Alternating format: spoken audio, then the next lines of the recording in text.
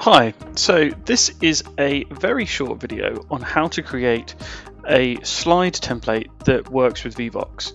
It's a very common question that we get. Why, when I add a Vevox slide, is it not pulling through my design template, or why does it look a little bit strange? Typically that is to do with your slide template itself. Sometimes when somebody creates a slide template, it's not technically a real template, it's more just a collection of images that have been added onto a slide. What we need to do is create a proper slide template. Now you may already have one of these, but it's not working with Vevox, and again this video will show you how to do that as well. So the first thing we've got here is my kind of test or made up slide design with this little bike and these dots. What I want to do is take these three objects and make sure that they're now part of my slide master, because if I initially just go to view and slide master, we'll see that they're not actually there.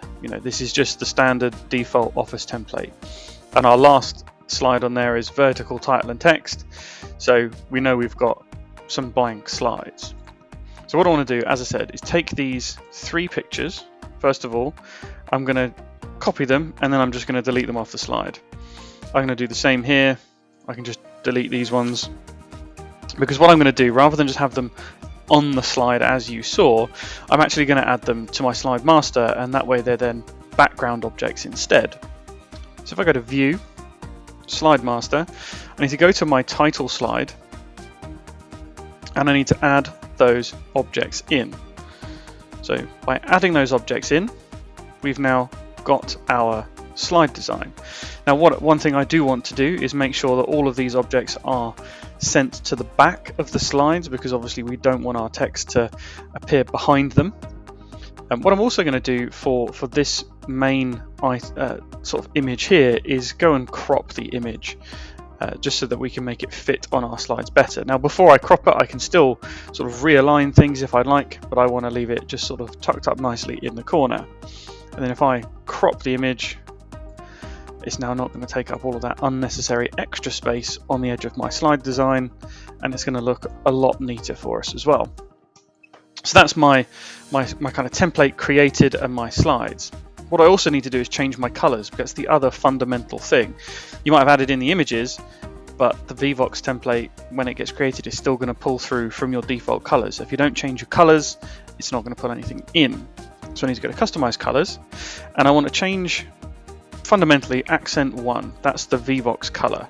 Now I want to change it to this sort of yellowish color that is pretty good, accurate match for the yellow here. If I had a specific hexadecimal color code that I wanted to use, I could type that in either hex or RGB. So if I know my corporate branding, I can put that in there, or alternatively I can just choose from the standard color. So I'm going to make this one a kind of dark gray. I'm quite happy with the rest of the colors. I don't mind the green in there, but again, if I have specific corporate colors, I can go and change them all. Once I've done that, I can add a template. I'm just going to call it yellow bike colors and press save. So now I've changed my colors. I could go and edit my fonts and everything else as well, but I just want to go and save this as a theme. So if I then save it as a theme, and I'm going to call it yellow bike theme and press save. Now I'll be able to share that theme with my colleagues across the business, so they'll be able to use Vevox in our slides too, and I'll be able to reuse this theme all the time. So if I close my master view, we've got our slide design looking nice. Now what we want to do is go in and add Vevox. So if I add a poll slide on a new slide, what Vevox will do, if it doesn't have what's called a title and text slide, it will create one for you. So you noticed at the bottom of the list there was no title and text slide. This will get created now. So put in my options and press add.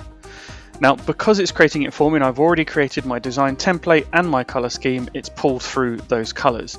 Just to check, we can go to view, go to slide master, and we can now see that the bottom slide, rather than this one that said vertical title and text, we've now got title and text layout. And that's what we need to make Vevox work. Any changes we make here will then be reflected on how Vevox looks. So if I wanted to make this box slightly smaller and make this box slightly smaller, for example, and close the master view, if I added in a new Vevox slide, it's going to put it in a different spot because I've edited my design template. So now I'm pretty happy with how it's looking on the slide. I could leave it at that.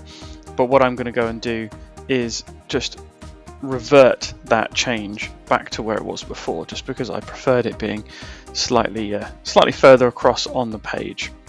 So I've made my choices, I've made my change. If I then close my master view, I'm just going to delete this poll. All that's left for me to do is just test it out. So if I go into slideshow mode, I then want to simulate my polling, press enter to start my poll. The polls will come in because I'm just testing it. Close the poll, and then there the results are on the screen.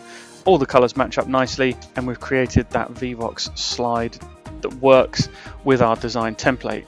And just to show you, if we were using a different slide template and I wanted to use, say, the Vevox template, I just hover over it and it pulls through our Vevox colors, changes some of the background, but it's that easy to change. So that's how you do that video. If you need any further help with this, do get in touch with us. Contact us at support@vevox.com, and thank you very much for watching.